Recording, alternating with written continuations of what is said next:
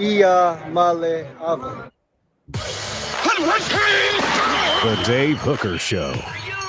A presentation of Off the Hook Sports. Objective insight, expertise, top guests. Available on YouTube, Apple, Spotify, and the Off the Hook Sports app. Download now for free. Also available on offthehooksports.com. I compute and obey. Now to Dave Hooker. Ready.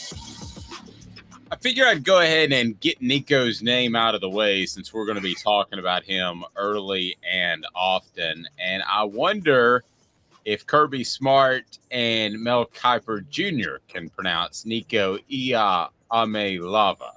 I ask you that because they've got thoughts on Hendon Hooker and Tennessee's offense and how it might affect the Vols in the pros. Mel Kiper taking a bit of a swipe at Tennessee former quarterback Hendon Hooker, and then Kirby Smart taking a swipe at the whole offense.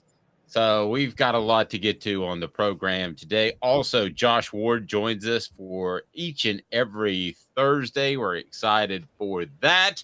And we'll play a little bit of four downs with him and talk about Tennessee's second-year players and what you can expect out of this crew that is getting deeper, the underclassmen in general. And in honor of the Masters, who would be your all-Vol foursome? We're going to find a way to give things away at the end of the program. And Tennessee's 2023 strength of schedule ranked near the bottom of the SEC. Good morning, Caleb Calhoun. How are you, sir? I'm doing great. I actually have a golfing type shirt on in honor of the Masters. You do? I think might be a raincoat might be appropriate for the next couple of days. Yes, that is true. I always wondered why they started these. I always wondered why they start the majors in golf in April and why they start like the stakes races for horse racing, the major ones in early May. Like you're just asking for muddy and rainy events. You guys should be doing all of these in late May into July. I would agree with that. I think that's a good point. Move it back a little bit. Now, you might have horse stroke if it gets too hot.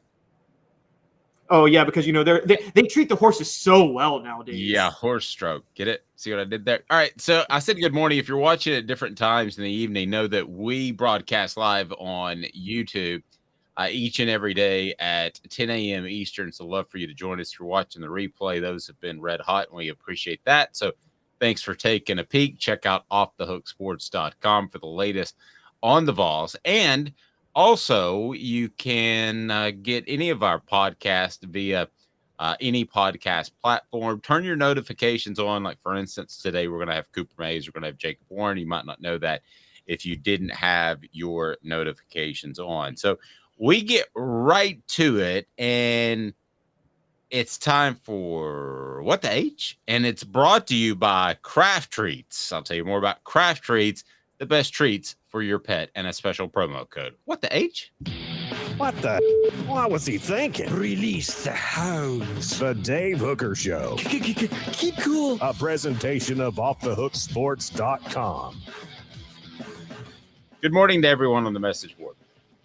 Or good evening if you're posting during a replay. Want to remind you to go to crafttreats.com. The chill pills have CBD in them, and they will help with your pet's digestive issues, arthritis issues, or even just social anxiety. They're awesome. Use a promo code Off the Hook. That's the promo code Off the Hook, and you will get 20% off, and they have other pets non-CBD as well. Crafttreats.com, crafttreats.com. Off the Hook promo code is what you need. Your thoughts on Kirby Smart as a guy who pulls strings a little bit, Caleb? Because I believe Nick Saban is one of the best I've ever seen at pulling strings. Like Lou Holtz was great at poor mouthing.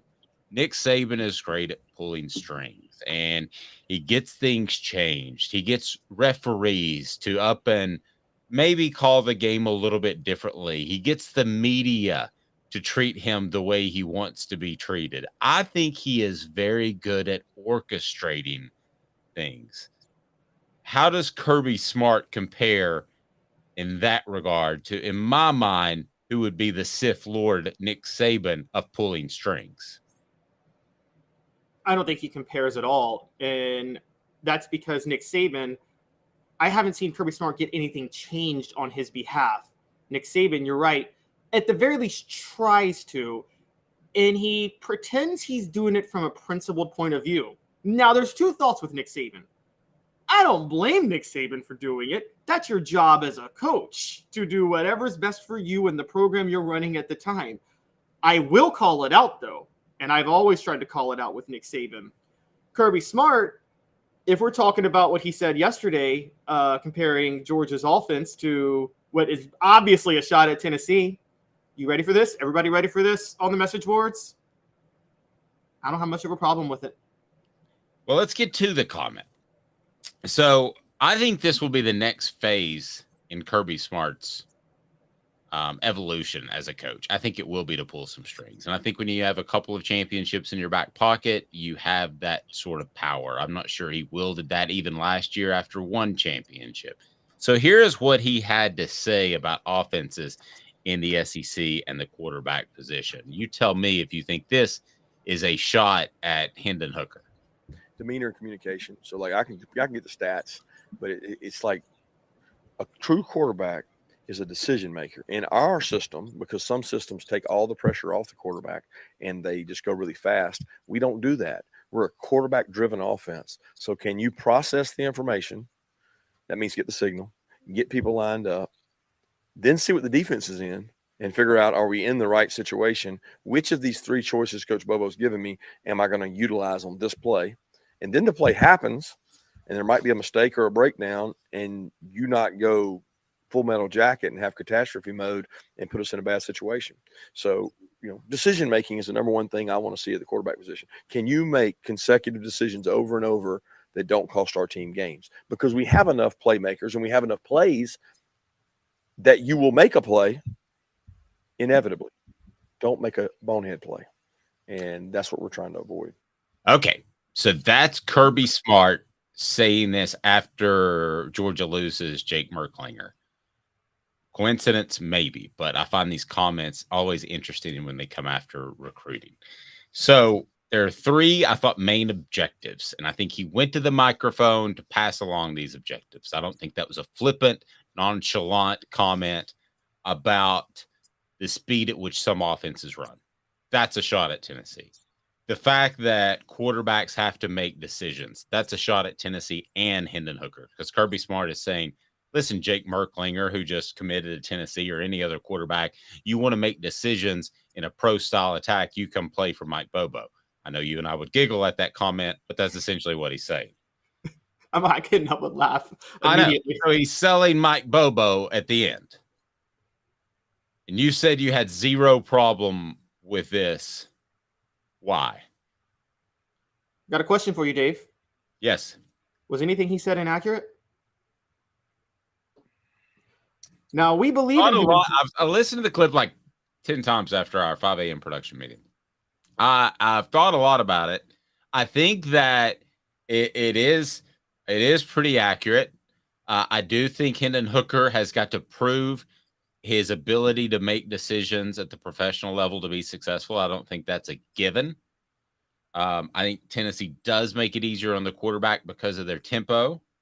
The one thing that I can't jive with, if he's going to sell me Bobo, is some quarterback whisperer like David Cutcliffe. So I can't jive with that. But as far as the other stuff, yes, those are shots at Tennessee. Those are shots at the way they play football. You could read this as a Georgia fan of, he's just kicking the dog while it's down. He just beat Tennessee. What does it matter? He doesn't care. He's just talking about his program.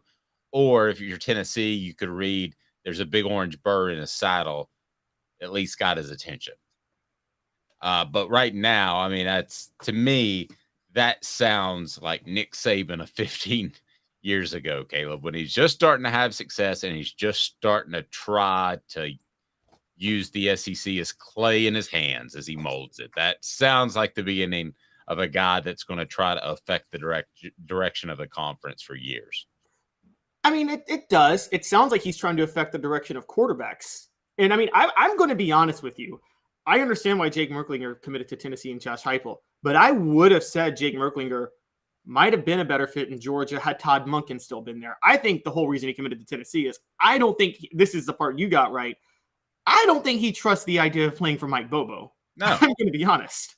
That's a huge reason he committed. But Georgia's not, yes, they run a simplistic pro style, well, not simplistic. They run a pro style offense. They don't run it as simplistically as Nick Saban used to run it in the early 2010s when he had Jim McElwain, the Shark, running the offense before Lane Kiffin. It's not that simplistic. It actually is a little creative, does probably prepare quarterbacks better for the NFL. There's a reason the Ravens wanted Todd Monken. There's a reason they went after him. And I think that they do a few more things. They do kind of throw a little bit more complexities at the quarterback. They have in the past. I don't know if they will with Mike Bobo, to be fair. So I don't have a problem with this as much because one, yes, the selling Mike Bobo, that's the most inaccurate part, but that's not a shot at Tennessee. That's not a shot at anybody. He's trying to sell his offensive coordinator and the hire he made that you and I both think is very underwhelming. Everything else he's saying is accurate. And I've always said this. I'm very big on this. This is my perspective as a media guy. If a coach says something accurate, I'm never going to be the one who says you shouldn't say that. I'm never going to be the one because I want to hear what they have to say. I want to hear it myself. And everything Kirby Smart said is right. I actually disagree with you that I don't know if it was a shot at Tennessee's offense as much as it was just a shot at the quarterbacks in Tennessee's offense to say, look, they don't have to do a lot of work. And oh, no. See, I would disagree with you there. I think it sounds like a shot at Tennessee's offense. I think it's, we do things the old-fashioned way. The quarterback makes decisions, and they're just running fast to get people open like out in the backyard. That's the way it reads to me. It read to me where quarterbacks don't have to do anything in Tennessee's offense or don't have to do much. So there's not a lot of decision making. You could be right. It didn't sound like he was saying that Tennessee's offense is a gadgety, gimmicky offense. And he may think that, don't get me wrong, but it wasn't as annoying as Nick Saban complaining about tempo. Kirby Smart didn't ask for any rules changes to get rid of this offense because unlike Nick Saban, Kirby Smart actually beat this offense last year. And I think that he has a little bit more credibility because of that. So, I got a lot of issues with Kirby Smart on a lot of things. I have problems with the way he's running his program right now. He's very defiant about discipline. I got no issue with this because what he said that we believe was a shot at Tennessee, every bit of it was accurate. Don't think for a second that's not going to be on their Tennessee's mental bulletin board.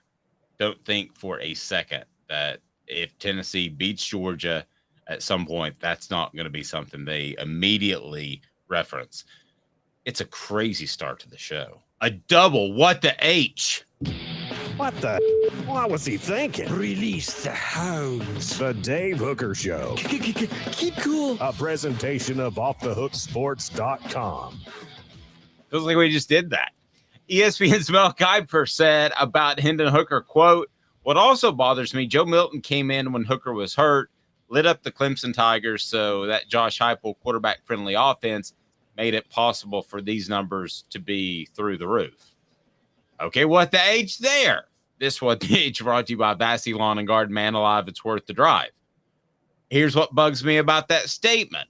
If you watch that game, Tennessee, either because of Clemson's coverage or because they were playing to Joe Milton's strengths, basically ran a totally different offense. And a lot of slants, a lot of stuff over the middle that I thought took Clemson by surprise. That is why I don't carry a lot of optimism, and I know people are going to call me a Milton hater, from that one game, that one Clemson game. I don't carry a lot of that from Joe Milton because I think they caught Clemson a little bit by surprise by what they did. They took advantage of his strengths. Great job by the entire staff, by Milton top to bottom, but I don't think it means he's a Heisman Trophy candidate. So, listen, I watched Mel Kiper back in the day. He reminds me of the Blue Falcon, if anybody remembers that, and Dino Mutt going way back. But come on. If you watch that game, you got to realize that Clemson a little bit didn't want to be there, and Tennessee took advantage of a situation in which Joe Milton was a great fit.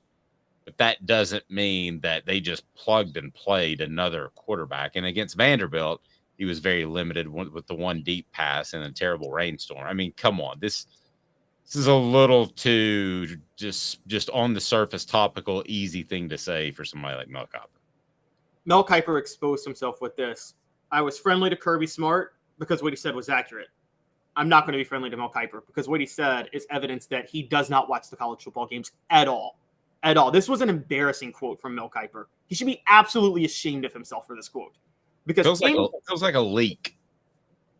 Feels like this is what some NFL team told him to better position themselves in the draft, is what it feels like to me. Yes, but Mel Kiper himself is a draft analyst. His whole shtick is I analyze the quarterbacks myself. I agree. You shouldn't rely on those. Don't get me wrong, but it just feels like an easy way to share some news that really isn't news. And he is embarrassing and humiliating himself by sharing that. Anybody, look, let's get one thing out of the way. Does Tennessee's offense allow for quarterbacks to put up big numbers even if they're not ready for the NFL? Yes, absolutely it does. There's no debating that. If anybody thinks for a second what Tennessee did against Clemson is anywhere similar to what they did the whole season with Hendon Hooker, they weren't watching Tennessee. More importantly, you're right. Clemson didn't want to be there. If you ever analyze quarterbacks based on a bowl game, I've said this for years, you shouldn't be a scout. This is the same Mel Kiper. We're seeing now why Mel Kiper thought Jamarcus Russell was a transcendent quarterback in 2007. Remember, that was Mel Kiper who thought that, okay? He probably just saw Jamarcus Russell's stats in that Sugar Bowl against Notre Dame and thought, this guy can play, without watching any bit of Jamarcus Russell his entire college career. Mel Kiper is turning into, if he says something, even true things said by him, I start to not believe. This is the most ridiculous thing. Yeah, I hate to say this. I don't like talking about other media members. One, it's always been a policy. And number two, I mean, he's getting up there in age, but I hate to say this, but I think he's kind of lost a little bit of his edge for a couple of years. And he had a really good source with the Giants, and he broke a lot of news, and he was in tight with the Mara family. So I think that carried him for a lot of years. I'm not sure that's out there anymore. The second, what the H of the day, brought to you by Vassy Lawn and Garden. Man alive, is worth the drive. Vassy Lawn and Garden has the industrial mowers, the commercial mowers. Toro, count on it. They're all right there in Cleveland. You can come from Knoxville, Nashville, or Chattanooga. You'll love it. Vassy Lawn and Garden, man alive, it's worth the drive. Hit that like button, thumbs up. We greatly appreciate that to make sure we bring in more people. If you haven't subscribed yet, what are you doing? Get on board. Mr. Jones said, these so-called experts always hop up these garbage quarterbacks. Levis and Anthony Richardson were horrible. Anyone who watched football can tell you that. Totally agree. But I think there's something else going on, Caleb. I think there's something else going on, and I'm going to use Mel Kiper's comments as a jumping off point. I think there is with Hendon Hooker, you're just too good. You're just too good. You're like Tim Tebow reborn. You're like LeBron James, and both of those guys had big hype about their personality and their character. And everybody, I feel like, has been waiting for LeBron James to mess up in some shape, form, or fashion, and he hasn't. There's a lot of people that were waiting for Tim Tebow to mess up. I had one person that was in a college event with me and said, I already had a beer. I just wanted you to know. I'm like, well, big deal. He's 22 years old. I mean, so I feel like Hendon Hooker has that some of that going on, where some people view it almost, and work with me here, almost as sanctimonious, even though he's not. I think they're waiting for him to mess up because the story is too good and the character is too good. I believe people are waiting for him to mess up. I believe that firmly, just the way they were with Tim Tebow. That's possible. I think where Hendon Hooker is a little different, though, than Tim Tebow, or LeBron James, or even, honestly, let's bring him out because he's beloved too, Peyton Manning in a certain way, who carried himself in a way that everybody respects. I think that with those guys, yes, they were genuine, they're decent people, but they were trying to craft an image of themselves. I don't think Hooker's like out here got a team around him, like thinking like every little thing I say, I got to craft this image of myself. I just think this is him. I completely agree. I think you're talking about the Kobe factor. I think Kobe tried to craft an image, and then we all know what happened or allegedly happened in Denver, and that hurt his image. I think Michael Jordan wanted the image. I look at the reason I picked out LeBron and Tim Tebow, one has been very open about his faith, one hasn't. But the reason I picked those two guys is there has been nothing off the court / field that they've done wrong to this point. They've proved to be genuine. There aren't a lot of those guys that are the mega stars, let's face it. Especially with the Masters going on and Tiger Woods there. We've seen how south things can go. I just don't think people believe it. I don't think people believe that Hendon Hooker can be that good of a quarterback, that good of a guy, and go that high when you didn't know who he was a year ago. I think that's what a lot of people think, Mel Kiper included. How could he be so off on Hendon Hooker 12 months ago? I think there's also a little bit of laziness going on, which is I think people look at Josh Heupel's offense and they see how Drew Lock didn't work out in the NFL, and they just think, oh, every quarterback's a failure in the NFL in this offense. But that's not how things work. Every quarterback was a failure that came from the air raid to the NFL until Patrick Mahomes went to the NFL. And so just because a coach in college can inflate a quarterback's stats, and you have to question how good the quarterback is, how much it's the quarterback and how much it's the coach. That doesn't mean every quarterback that plays under that coach is not cut out for the next level. It's the other way around. Every quarterback can succeed under that coach, good or bad, but that doesn't mean every quarterback is not going to succeed in the NFL. Some will, some won't. And so I think there's just a laziness that, this, Dave. How many college coaches have we covered who had great track records with college quarterbacks that failed in the NFL? And I think people just immediately lazily say, oh, if you play for this coach, that means you're not a good quarterback. No, it just means if you play for the coach, it's not going to determine, or in a system, it's not going to determine how good of a quarterback you are. That doesn't mean you're not going to be a good quarterback at the next level. And again, Patrick Mahomes. Cliff Kingsbury is a Mike Leach protege. Everybody from that offense failed in the NFL, from Tim Couch to Graham Harrell to B.J. Simmons to you name it. But then came Patrick Mahomes, and he might go down as the best quarterback of all time. Portions of the program brought to you by City Heat and Air Conditioning, cityheatingandair.com, cityheatandair.com. Integrity matters. You might not need a whole new unit when the temperatures get warm and something clunks out. They can fix that. Mr. Jones throwing a lot of heat on the message board, and these so-called experts always hype up these garbage quarterbacks. Amen to that. AR hit the ceiling at his pro day, not on purpose, just because his accuracy is horrible. I did see that. I'm not exactly sure. Lastly, Travis says, I think Hendon Hooker has two noticeable flaws. One, being middle of the field accuracy, agreed. And two, being sacked, especially the big ones. He was rattled at times and unproductive. I don't remember him getting rattled. And that was 2021 Hooker. Last year, remember, he got hurt from a sack against Florida, and the next drive, he let a go-ahead touchdown drive at the end of the half. All right, 2 minutes. We're going to get to Josh Ward right after this of the Sports Animal. He's Caleb Calhoun. I'm Dave Hooker. This is a presentation of Off the Hook Sports. Hang tight. Second-year surge players on the docket. Who makes an impact in 2023 after a strong 2022? Stay tuned. Family has been creating jewelry since 1986. Each piece unique, with a story all its own. I'm Rick Terry with Rick Terry Jewelry Designs. I'm a jeweler, and I want to be your jeweler. We're grateful that you chose us to be Knoxville's best jeweler. My family and staff look forward to serving you. So please come see us. Kingston Pike and Campbell Station Road in the heart of Farragut, and downtown on Gay Street, right next to the Tennessee Theater. Hi, Mike Davis here with City Heating and Air, reminding you to always dare to compare. Our team provides quality local heating and air service, installation, and maintenance across East Tennessee. We use only the best equipment like American Standard heating and air conditioning for your residential, new construction, or commercial needs. Honesty, dependability, and customer satisfaction have been the cornerstones of our business since 1961. City Heat and Air. Dare to compare.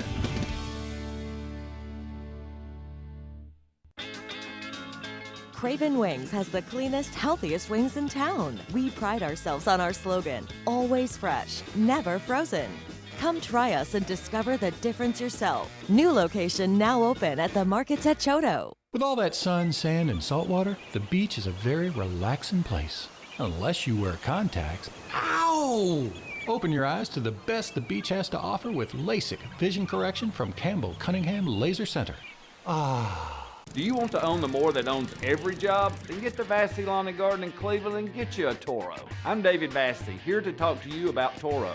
With a Toro Zero Turn, you'll get more out of every minute and you'll reach the finish line faster. At Vassy's, we like to say, no matter if you're mowing 3 acres a week or 11 lawns a day, homeowners and business owners alike find confidence in equipment they can trust from top to bottom. Vassy Lawn and Garden, Highway 60 North in Cleveland. Man alive, it's worth the drive. Who's this guy? Hello, who is it? The Dave Hooker Show. Who? A presentation of Off the Hook Sports. What? YouTube, Apple, Spotify, and the free Off the Hook Sports app. Back to Dave Hooker. Do you like the mug this morning, Caleb? Do you notice I'm going with the Marvel mug? Has all the Marvel characters on that? Oh, nice. Pretty strong. It was a Father's Day gift. By the way, if you're listening in the evening, we record in the morning. We're live in the morning, actually, 10 a.m. on our YouTube channel. Please click the thumbs up button, subscribe, know that we have apps, and know that you can always set your notifications on for the latest from Jacob Warren and Cooper Mays today to talk about Tennessee's third week of spring football practice and get their thoughts on the scrimmage. It's Josh Ward now, brought to you in part by Zool Beer Company, the official craft beer of Off the Hook Sports. XULbeer.com. It's downtown, got parking and a great panoramic view of downtown and worldwide award-winning craft beer, which is easy to say. I got it down. Josh Ward joins us now of the Sports Animal. Josh, how are you, sir? I'm great. Great to be with you guys. Okay, so we were just talking about, before we get to your second-year surge players that are on offthehooksports.com, or will be here around noon. But before we get to those guys, we were talking earlier about the Kirby Smart comments and the Mel Kiper comments about Joe Milton came in against Clemson, the Orange Bowl, and all this stuff. And I have a contention that people don't like Hendon Hooker just because he's too good. Like Tim Tebow. You know, you were waiting for him to mess up. And I use LeBron James, too, who off the court has done tremendous things. I just feel like some look at Hendon Hooker and say, there's got to be a flaw. There's got to be something wrong. I mean, do you see what I'm saying? And all everybody's waiting for the other shoe to drop. Maybe so. I think most people like Hendon. He didn't make it to New York for the Heisman, and that still is a little confusing. But I think there's a good chance he would have been there if he hadn't suffered the injury and just exited the conversation at the end of the season after the South Carolina game. And Tennessee lost that game. That didn't help. So I find that a lot of people like him, but with what Kirby said, I think it's natural, especially if you're talking about a program that's going to try to hold off Tennessee. And Georgia doesn't have to worry about Tennessee, but has to be aware of what's going on with the program. It's easier if you're in that position to try to dismiss what Tennessee is doing and point to the system, which then ends up being kind of an attack on the player. And there's an NFL draft aspect to that. But over the last several weeks, despite what Tennessee's system is, a lot of analysts are coming out saying, man, I really like this Hendon guy. And I think he really impressed NFL teams at the Senior Bowl and during the Combine and then Pro Day process that he's gone through. So I think a lot of people like Hendon, but I do think it's natural when you see someone have success quickly, kind of out of nowhere, to try to find reasons to dismiss that.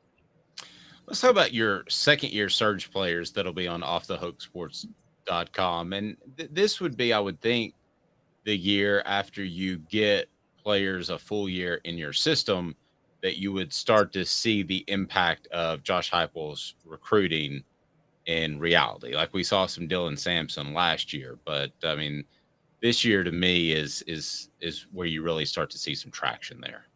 Yes, Sampson's a part of that piece, and he played in a couple of games where fans were able to see exactly how effective he can be in Tennessee's offense with his burst, his speed. In that second half against Missouri, he had a couple of plays where he kind of shot out of the backfield in a way that his teammates are not able to do. Not a knock on them, but he had a different ability that could really be effective in Tennessee's offense, especially with as fast as it goes, with the speed that he has on the field.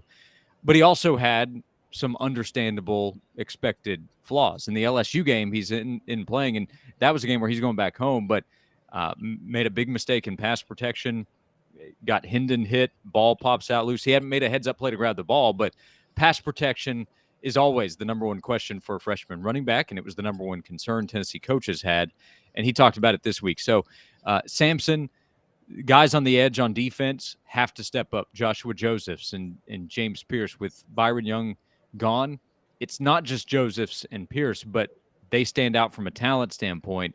We saw Josephs play last year. It's obvious the staff likes him. If they can play at a higher level, if Pierce is a guy that they can count on to go along with Tyler Barron and Roman Harrison, then Tennessee's defense on the edge could be more effective than it was last year. And then one other guy, Squirrel White, I even wrote in there, does he count? Because we've already seen him kind of surge a little bit in the Orange Bowl, but he is obviously a second-year player to watch with an expanded role likely this upcoming year.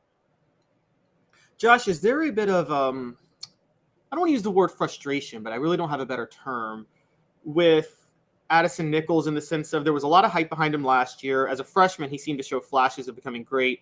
Now they're actually having to work him into the rotation because there is no backup behind Cooper Mays. And it just doesn't seem like has he made the transition yet from raw potential to actually picking up the offense? Well, he's on my list, but I wrote it more in terms of being ready as a backup at center.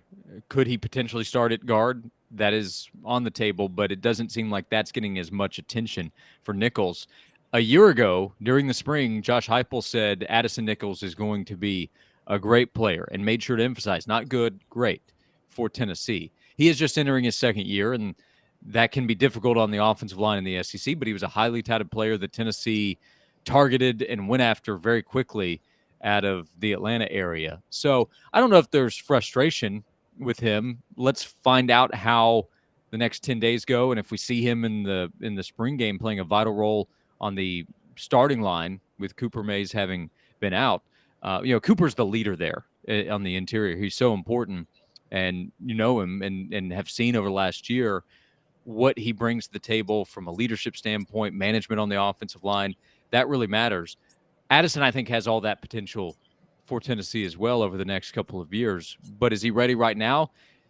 They may need him to be. Either in a backup role or if nobody else emerges that they're comfortable with at left guard.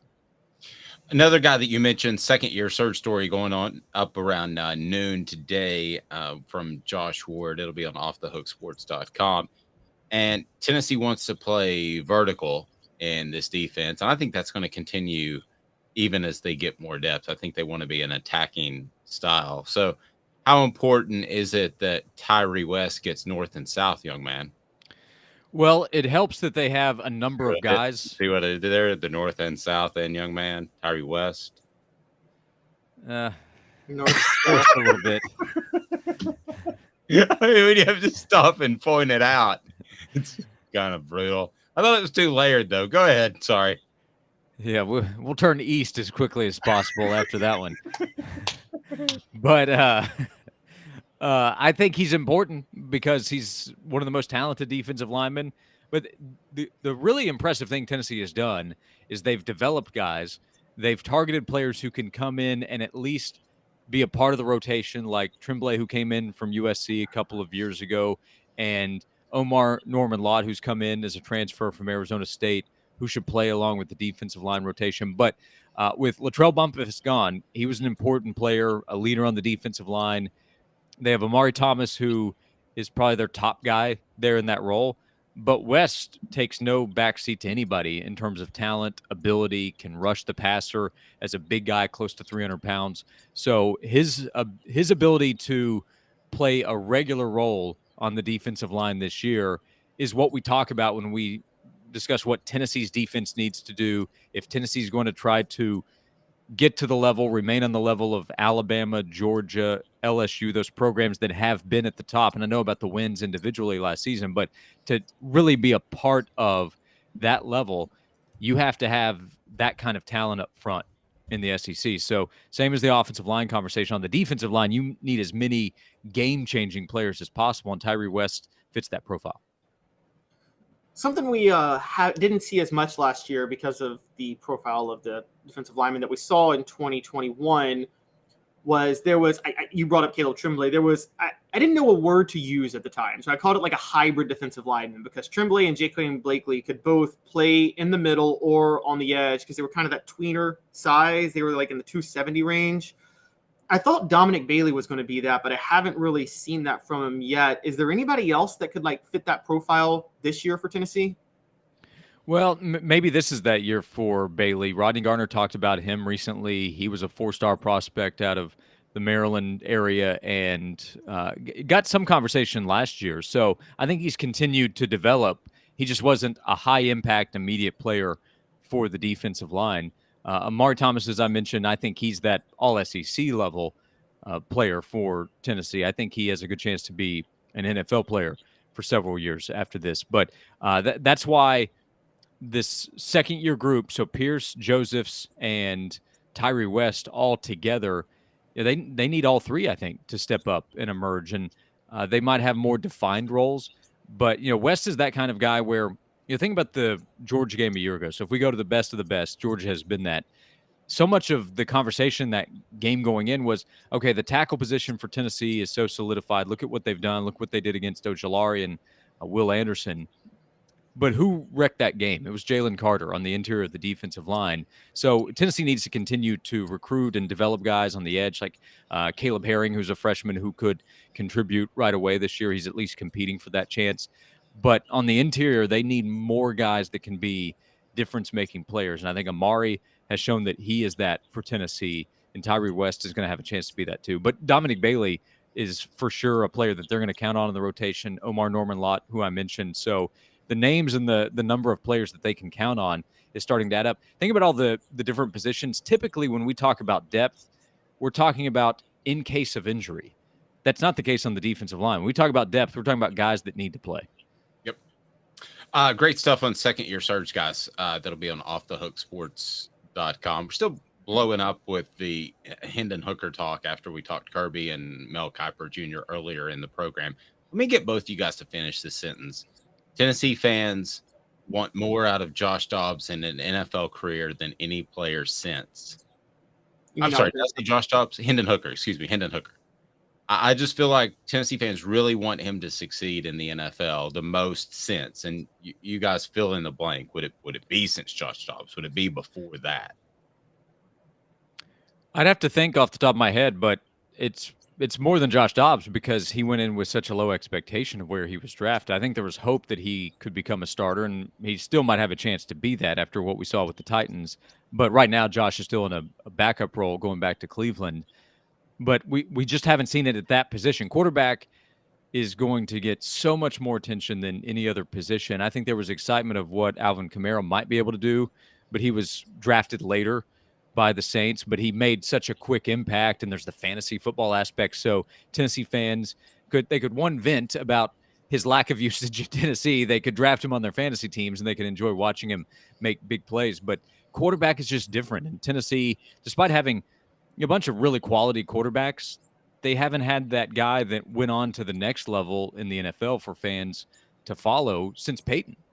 I mean, that's how long it's been. So could it be T. Martin, since I think a lot of people wanted him to have great success in the NFL because of what he did in 98? I mean, maybe it's so much more realistic to me for Hendon for that to be a possibility. I think you need to see guys go out there and play and have a chance. So a lot of it's going to come back to the skill positions. Like, I think Tennessee fans love seeing Trey Smith do what he's doing for the Chiefs, but it's difficult to say I have this expectation for what he's going to be as a right guard. So quarterback is its own separate category, but Hendon to me is, if we're talking about quarterbacks, I think he runs away with it compared to the other quarterbacks just because of the opportunity that's expected, probably being a first or second round pick, which means that team is going to draft him to play him at some point when the other quarterbacks, Caleb, they were saying, okay, maybe this guy will get a shot at some point, but we kind of have to wait on it.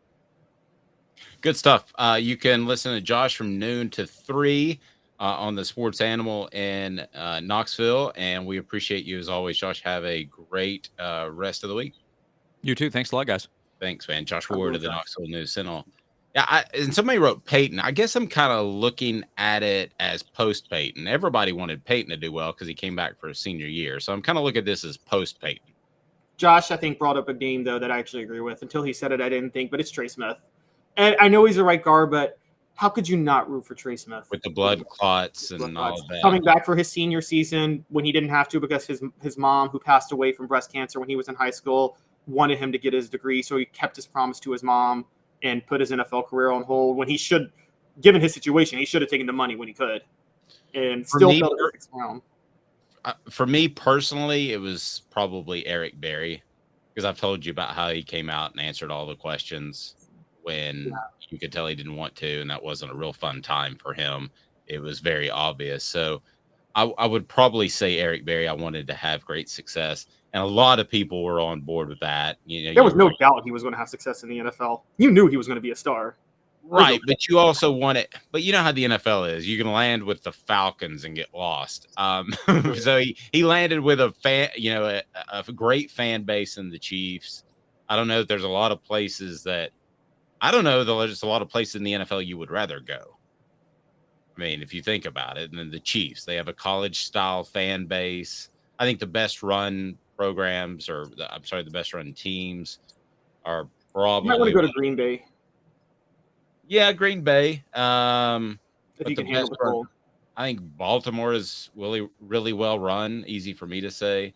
I do like how the Rams loaded up. But, I mean, you can just go to the NFL and get shuffled around for so long. And for him to go to the Chiefs, I thought was super cool. Mr. Jones said, yes. I was going to say, if you want to develop some mental toughness, man, go to Philly.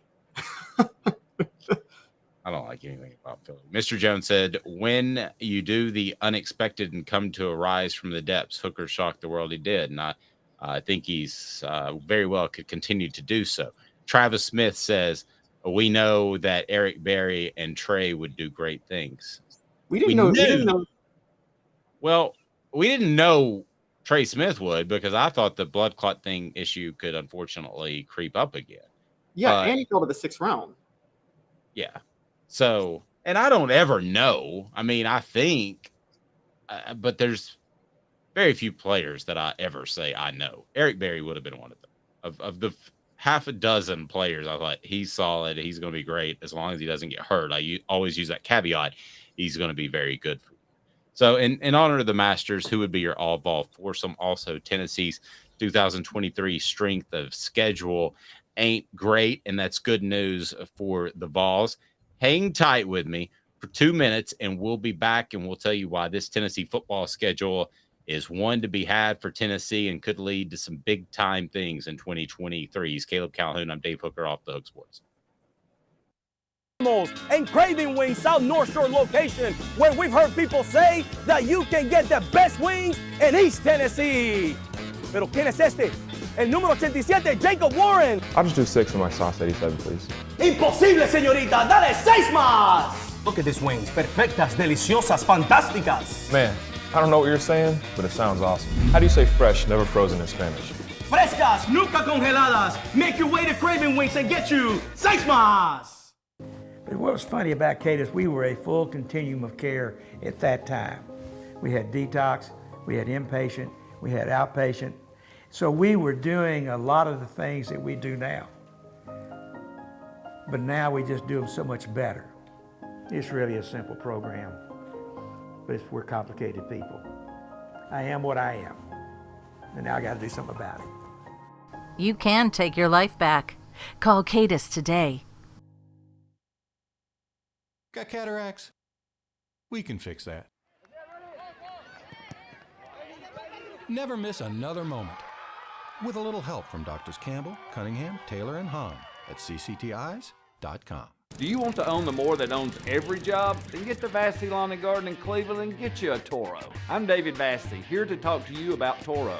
With a Toro Zero Turn, you'll get more out of every minute and you'll reach the finish line faster. At Vassey's, we like to say, no matter if you're mowing 3 acres a week or 11 lawns a day, homeowners and business owners alike find confidence in equipment they can trust from top to bottom. Vassey Lawn and Garden, Highway 60 North in Cleveland. Man alive, it's worth the drive. Our family has been creating jewelry since 1986, each piece unique with a story all its own. I'm Rick Terry with Rick Terry Jewelry Designs. I'm a jeweler, and I want to be your jeweler. We're grateful that you chose us to be Knoxville's best jeweler. My family and staff look forward to serving you. So please come see us. Kingston Pike and Campbell Station Road in the heart of Farragut, and downtown on Gay Street, right next to the Tennessee Theater. A college football tradition like no other. Yes, sirree, boys and girls. Or a guy that just won't leave. Wow, that is sad. The Dave Hooker Show, YouTube, Apple, Spotify, and the free Off the Hook Sports app. A presentation of Off the Hook Sports. Back to Dave Hooker. Let's get right to it. Remind you, the app is available. Download now. Also, make sure your notifications are on. Click that thumbs up button on the YouTube channel. Notifications are important. We'll have Cooper Mays and Jacob Warren today. We look forward to that as always. And I want to work in a special edition of Four Downs as we're going to talk about Tennessee's football schedule upcoming and how it ain't that tough, which is good news for the Vols. But first, I took a deep dive into Tennessee's secondary yesterday, and that is on offthehooksports.com. So let's talk a little spring practice with Four Downs, brought to you by Andy Mason, realestate.com. Four Downs. 4 questions. 4 answers. The Dave Hooker Show. Four Downs. A presentation of offthehooksports.com. So breaking down Tennessee's secondary a little bit, you can check that out on offthehooksports.com. And there's actually competition. Willie Martinez, Tennessee's defensive backs coach, pointed that out. They've had injuries previously in spring camp. They've, of course, had transfer issues that have hurt them on defense after the change from Jeremy Pruitt to Josh Heupel. But this is a deeper group, actually 5 incoming players that were midterm enrollees, all competing for jobs. So the fact that this is a deeper group, first down, Caleb Calhoun, how encouraging is that for the Vols this upcoming season in 2023? So it's deeper, but we are talking about 5 guys that are midterm enrollees, and they're about true freshmen, essentially. I do think that's encouraging. There are quite a few true freshmen that have raw talent, but you're the one who taught me that, because I did not know that cornerback is one of the few positions you can just plug somebody in, because not plug somebody in where you don't have to learn a lot to step into the role. And so I do think that's encouraging with more depth. It makes it more likely you'll find somebody special. It kind of reminds me of, and I want to know your thoughts on this. Not the same scale for people do not say I'm accusing this of being anything like 1998. But 1998 lost a lot more there were a lot of key stars lost from 97. But 98 was actually a lot deeper of a team than 97, if you go back and think about it, because that 97 recruiting class was more experienced by then. And you could say that was secondary. I thought the 99 team was actually better than the 98 team. Yes, the 99 team. I think you could argue the 97 and 99 team were both better than the 1998 team. But 98 was deeper than a lot of those teams. 97 and 99 probably had more stars, but I think 98 wasn't as deep as 99. I'll take that back. It was deeper than 97, though. 97 was more star-driven. So you had Peyton Manning, Marcus Nash, those guys, but you didn't have as many. It didn't seem like the roster could go 2 deep, 3 deep everywhere like it could in 98. Well, let's get to those freshmen that you mentioned. Second down, Christian Conyer, Ricky Gibson, Jack Luttrell, Jordan Matthews, and John Slaughter are the midterm enrollees that are participating, and they're the ones that Willie Martinez wanted to talk about. So out of that group, who do you think has the biggest upside? It's either Ricky Gibson or Jordan Matthews. I think I'm leaning on Ricky Gibson. Not sure how they're describing them in practice between the two of them, but it's one of those two. I think one of them will maybe become a star pretty quickly. I'm actually pretty high on one of them. Okay, and then third down, Gabe Judy Lawley, is he perhaps the transfer that we've overlooked because he was at BYU and Vanderbilt. That's not a great, monstrous football pedigree. However, here's a guy who was really taken aback by his press conference poise and saying, I'm just here to help where I can. He's played safety and corner. I think he may not even be a starter in the fall, Caleb, but he will be the first guy off the bench at a number of positions and will play a lot. I think that is, and Tennessee had issues in terms of injuries last year. I think that's been overlooked. I like the Gabe Judy Lawley pick up a lot after listening to his comments and talking to some people about him yesterday. Yeah, here are two takeaways with Gabe Judy Lawley that I'm kind of intrigued by. One, they trotted him out yesterday or 2 days ago, and Willie Martinez talked about him extensively, which you wrote about. I feel like you're not doing that unless you see a lot of potential in the guy. Two, more importantly, one of the most underrated losses for Tennessee last year that they had to replace, we knew they had to replace Alontae Taylor at cornerback, but replacing Theo Jackson at nickel was a huge deal. Nickel was awful last year. I think Tamarion McDonald, didn't he hold down the fort most of the year, and he struggled severely. And I think that you might be able to see Gabe Judy step into that nickel role. No, I think you're right. Four Downs brought to you by AndyMasonRealEstate.com. We'll get to fourth down after I tell you that AndyMasonRealEstate.com can save you a ton of money, thousands, if not tens of thousands of dollars. AndyMasonRealEstate.com, over 40 years of experience right there in Knoxville in the real estate field. It's awesome. AndyMasonRealEstate.com. It is absolutely the best service and the best prices from any realtor in Knoxville. How's that? So this Tennessee defense, and in the secondary, here's fourth down, ranked 12th among passing yards allowed. What's a successful season statistically for this defense, considering that the Vols are going to put their defense in a bad position because of their offense by nature of what they do offensively? What's a good season? Well, first, let's point out that yards allowed is a completely overrated stat for this defense. They run tempo. There are so many possessions that they're just going to allow a lot of yards. I think we both agree with that, right? Yes, no doubt. So the question then becomes yards per attempt. And I would say a successful season for this defense would be giving up less than 7 yards per attempt through the air. How about that? Don't give up 7 yards per attempt. I'll make it a little bit more simple. At the end of the day, whatever statistical measurement we use, they need to be in the top half of the SEC. Okay. I mean, Tennessee is recruiting at a level that its coaches should have them, if not this year, then really soon, like 2024. I don't know. They should be top half. I'm not saying they need to be one or two because of the offense that they play. They can be top half offense in the SEC. See, I'm going to have an issue with that because I don't think it's possible. Their defense plays so many possessions that I don't know if it's possible in raw scoring defense for them to be in the top half of the SEC. I mean, when you run against a team like Kentucky, Tennessee could theoretically have a better defense than Kentucky, but Kentucky plays half the possessions in a game that Tennessee plays. They're just naturally going to give up fewer points. Well, but if Tennessee doesn't start to develop a little bit of a 4-minute drill on offense, that's always going to be a problem. So I'm assuming that's going to start to happen, that once or twice a game when they have control, once or twice a second half, that they're going to be able to control the ball instead of just scoring at will quickly. I'm assuming that's how they develop as a program. So as a program, I think Tennessee's defense needs to be top half in the SEC. I don't think that's asking too much, even with the up and down offense.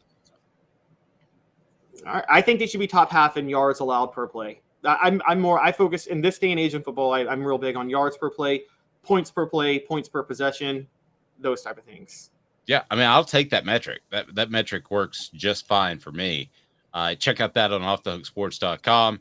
And then we're going to get to Tennessee's football schedule, which, again, ain't great. But also, we've got a fun game that we're going to play. Who would be in your all-time Vol foursome, as the Masters is ongoing. So that's always a good thing to do. So hang tight. 2 minutes back with you, and opportunity to give away some stuff and also break down Tennessee's schedule for next year. The Vols are in pretty good shape. Hang tight. and Craving Wings South North Shore location, where we've heard people say that you can get the best wings in East Tennessee. Pero ¿quién es este? El número 87, Jacob Warren. I'll just do 6 of my sauce 87, please. Imposible, señorita. Dale 6 más. Look at these wings. Perfectas, deliciosas, fantásticas. Man, I don't know what you're saying, but it sounds awesome. How do you say fresh, never frozen in Spanish? Frescas, nunca congeladas. Make your way to Craving Wings and get you 6 más. But what was funny about Cadis, we were a full continuum of care at that time. We had detox, we had inpatient, we had outpatient. So we were doing a lot of the things that we do now. But now we just do them so much better. It's really a simple program, but we're complicated people. I am what I am, and now I got to do something about it. You can take your life back. Call Cadis today. Got cataracts? We can fix that. Never miss another moment. With a little help from Doctors Campbell, Cunningham, Taylor, and Hahn at cctis.com. Do you want to own the more that owns every job? Then get to Vassey Lawn and Garden in Cleveland and get you a Toro. I'm David Vassey, here to talk to you about Toro. With a Toro Zero Turn, you'll get more out of every minute and you'll reach the finish line faster. At Vassey's, we like to say, no matter if you're mowing 3 acres a week or 11 lawns a day, homeowners and business owners alike find confidence in equipment they can trust from top to bottom. Vassey Lawn and Garden, Highway 60 North in Cleveland. Man alive, it's worth the drive. Our family has been creating jewelry since 1986, each piece unique with a story all its own. I'm Rick Terry with Rick Terry Jewelry Designs. I'm a jeweler, and I want to be your jeweler. We're grateful that you chose us to be Knoxville's best jeweler. My family and staff look forward to serving you. So please come see us. Kingston Pike and Campbell Station Road in the heart of Farragut, and downtown on Gay Street, right next to the Tennessee Theater. Who's this guy? Hello, wizard. The Dave Hooker Show. Who? A presentation of Off the Hook Sports. What? YouTube, Apple, Spotify, and the free Off the Hook Sports app. Back to Dave Hooker. We all knew it, but College Football News put it in print or online. Tennessee's 2023 strength of schedule in football ain't real good. Caleb Calhoun, where does it fall as we take a peek into 2023, brought to you by Campbell, Cunningham, Taylor, and Hahn? It falls 11th in the SEC, which you have to love if you're Tennessee. And a big part of this is let's call it what it is, abysmal non-conference schedule. When Virginia is your toughest team, you got to love that if you're Tennessee. You guys cannot, you can't, if you're a Tennessee fan, you can't be happier about that. For the last year, okay? After that, Tennessee needs to schedule some big boys. The fans pay too much. They deserve to see quality opponents, and you can make a 12-team playoff even with a couple of losses. So this is it. You need to see Notre Dame coming back into Neyland Stadium. You need to see big-time programs coming into Neyland Stadium, and that's what the fans deserve. The fans don't deserve Virginia and Nashville, Austin Peay at home, University of Texas San Antonio at home, and then UConn at home. Those are not cool, fun games. So, yes, you're right. The schedule is easy. Tennessee should win a minimum of 9 games with this schedule, and it works out well in the growth and transformation of this program. But if it goes beyond this year, I'm going to get on my high horse and stand up for Tennessee fans that dole out thousands of dollars to go to games and have to go see UConn. Let's be fair for a second here. There's 2 ways to measure schedule. There's the power teams you play, and you're right, Tennessee gets a couple of breaks because they're getting Virginia as their power program, which is hilarious because that's really funny to say out loud. But more importantly, their SEC West foe on the rotational scale this year is Texas A&M, and I think you and I both agree the bottom is about to completely collapse under Texas A&M. Yes. There's another way when you judge these schedules, though, which is how good are those group of 5 games they play. Austin P, those type of games, you're always going to get one of those on the schedule every year. You're always going to get an FCS game. I'm fine with 2 of those. Oh, okay. All right. Well, they're always going to do one, and then you usually play 1 FCS, 1 Power 5, and then 2 Group of 5. The 2 Group of 5 Tennessee plays, here's an underrated part, maybe the toughest 2 Group of 5 foes anybody in the SEC plays this year.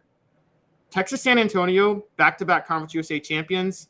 They were 10-0, 11-0 a couple of years ago, and trying to jockey for a college football playoff that they had no business getting in.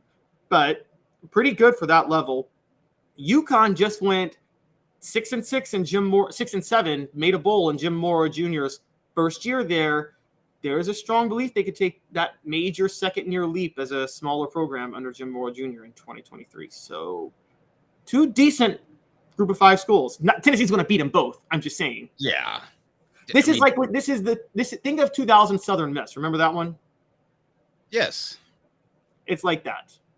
Or I think 2005 Marshall, Stan Hill. Remember him? 2003 Marshall.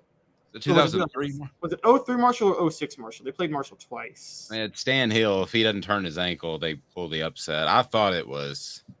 Was that the one where they got locked in a shootout and Marshall was keeping pace with them for a while? Yes. Yeah, that was 2003. Well, I'm fine with these schedules if that's what you want to do for now, but it's over after now. I mean, you've got to give people a reason to show up to the stadium, and I know that sounds crazy right now since Tennessee's scoring a gajillion points, but I hate to tell you, things tend to ebb and flow. So you want to have a stronger home schedule than you have now if you're Tennessee and you want to continue to be relevant. That's true. Or you could just do the old Philip Fulmer move, which is play a Group of 5 team, beat them, and then pretend that they would be a middle-of-the-pack SEC team like he did with UAB. Remember the 2005 opener against UAB? Yes. Yeah. And he barely win. I don't think that would have been a middle-of-the-pack. I would never forget Fulmer he spent the whole week trying to make UAB seem like they belonged in the SEC. Campbell, Cunningham, Taylor, and Hahn, they know better because they can see clearly, and they're local. Love Campbell, Cunningham, Taylor, and Hahn. I had LASIK correction vision surgery, and it works fantastic. No contacts, no glasses. Absolutely love it. Campbell, Cunningham, Taylor, and Hahn also has local doctors. They are fantastic. One person on the message board said that they were concerned about Virginia. That's not a team that you mentioned. Should Tennessee be concerned about Virginia? Well, they shouldn't be concerned about UConn or University of Texas San Antonio, the great Riverwalks, and you brought them up. I brought them up as good Group of 5 schools, but Tennessee should never lose to Group of 5 schools unless Jeremy Pruitt is coaching.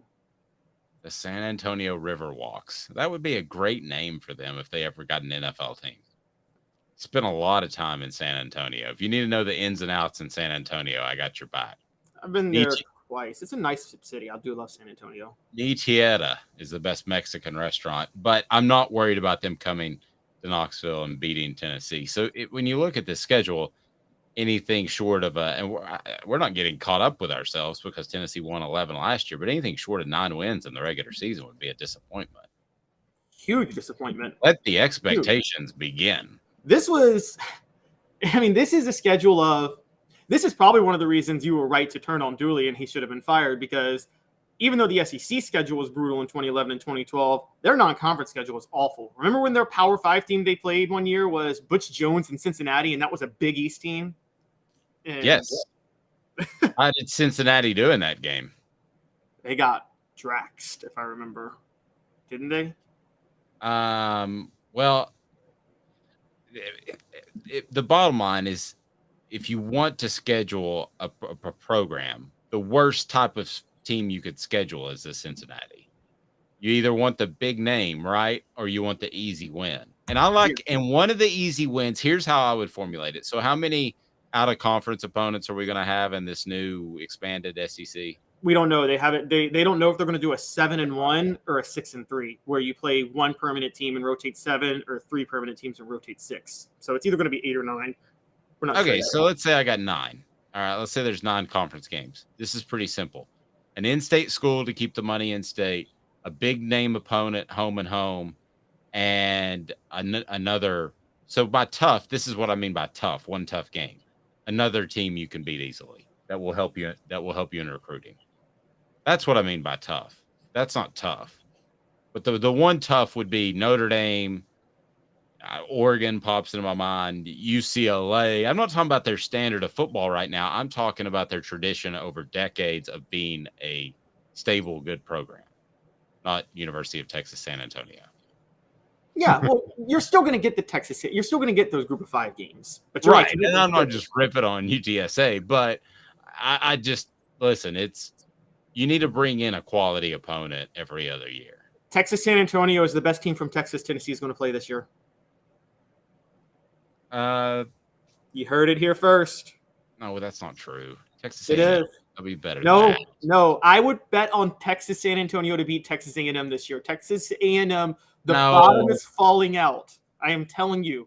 I'm calling like 3-9 this year. They're gonna start ugly, kind of in the middle of the pack rebound, and then just collapse down the stretch. It's gonna be like what happened to Alabama in 2000.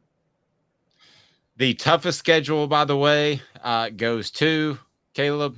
The toughest schedule goes to Alabama, which fuels my point that they're having a rebuilding year, guys. This is going to be Nick Saban's worst team in 13 years. Well, see, here's what I don't understand about Alabama. They play Middle Tennessee at home. Oh. Yeah. And then they play at USF. Who scheduled that? And, if you look at their non-conference games, my goodness. Chattanooga, they host Chattanooga. I mean, why are you going to USF? I mean, I don't understand why these athletic directors can't schedule any better. Florida would be second, but Florida has a challenge traveling to Utah. Then they have McNeese State before Tennessee. The third toughest schedule is Missouri. So, Eli, if there's anything you would like to say as the head coach at Missouri, I would go ahead and say it now. Vanderbilt USF has a head coach who just beat Nick Saban, who came from Tennessee. What was that again? I said USF just has a head coach who just beat Nick Saban and came from Tennessee. That's very true. That's very true.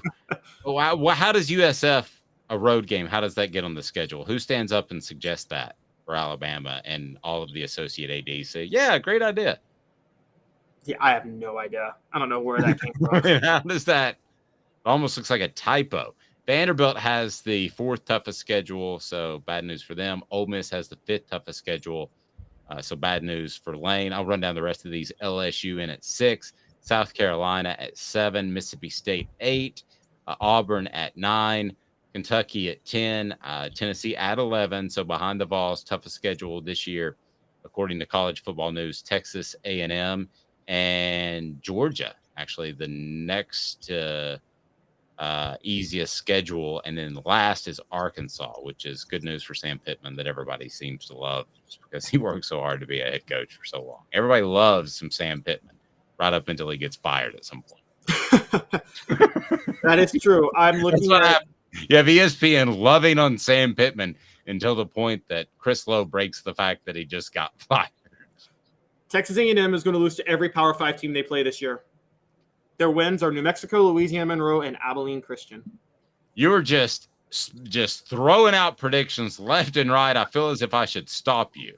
I think they would be able to beat Mississippi State because tragically Mississippi State's going to go through a rough year this year. I think we all agree. I hate what happened, but they are. But Texas A&M gets Mississippi State in November. They will have already quit on the season and Jimbo Fisher by that point. Jimbo Fisher may have already been fired by then. So, yes. Jimbo Fisher is not – I don't know how long he'll be around, but I don't think it'll be till December. If you gave me November 31st as the over-under, I would take the under. All right, we're going to try something neat. I don't know if this is going to work out or not. So we have a vast array. We have a new partnership with our friends at Craven Wings.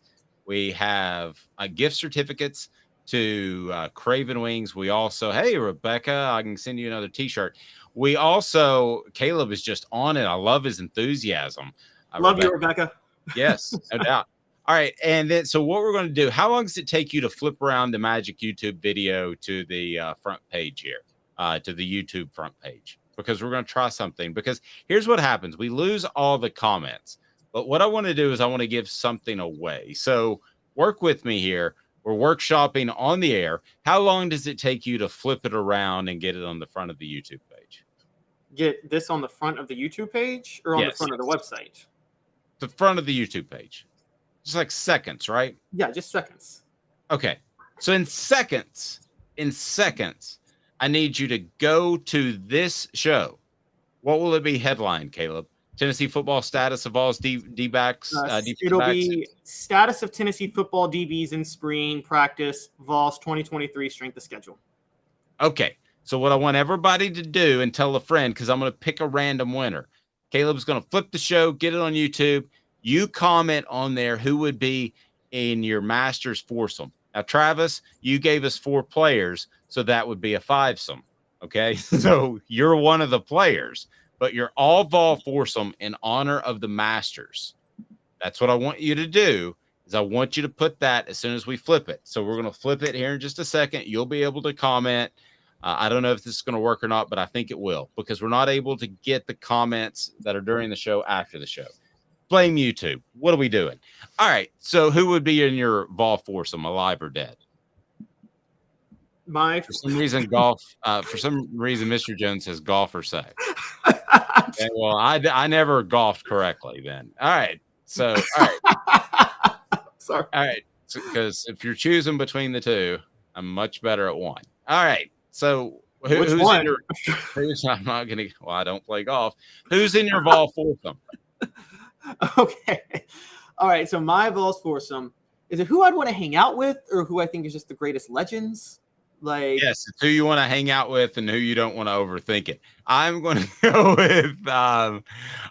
go with Doug Atkins, Reggie White, Al Wilson, my all defensive Vol trio. I don't need a religious lecture from Reggie White. I don't want him. Take one. I don't need to pray before I golf. I hit every golf ball. So I'm gonna go, and I don't need all the cussing that Al Wilson's gonna do. Okay, Doug Atkins could blow Al Wilson away cursing wise. I don't need either of them. Then, yeah, I don't need those two. I don't need to be golfing Al Wilson. Like, come on, come on. Yeah, but that's what I like about it is Reggie might be offended and try to. Oh, this would be great. Al Wilson cussing out Reggie White. Yeah. And, even though I think they're both Christian, Reggie could testify to Doug or Al about how cursing isn't correct. I think I'm onto something here. And then Doug and Al would respond, oh, I'd have my phone ready for World Star Hip Hop, like ready for the fight to break out. All right. So in honor the Masters, give me yours real quick. Okay. I'm going to go Eric Berry. Rick Barnes and Rick Barnes. Derek Dooley, obviously. Caleb's going Rick Barnes' brother, and whoever Rick Barnes wants to invite. No, I'm going to go Eric Berry. I'm going to go Johnny Majors. Johnny Majors will just be the most fun person to talk to on the golf course. And I'll probably go for my last one. I think I'm going to go. Okay, so Eric Berry, Johnny Majors. And he got me. I'm going to go Al Wilson. Even though he's got the intensity, it'd be fun. Oh, somebody said Pat Summit. We should have had that on there. All right. Flip it over, Caleb, and comment on the message board. I'm going to pick a winner today that I think's the best. Candace Parker, too. That should have been mentioned. Oh, you're right. Al Wilson's off. Candace Parker's on. Eric Berry, Johnny Majors, Candace Parker. I think Al Wilson would agree with that. He's Caleb Calhoun. I'm Dave Hooker. Flip it. Comment. This is Off the Hook Sports. Have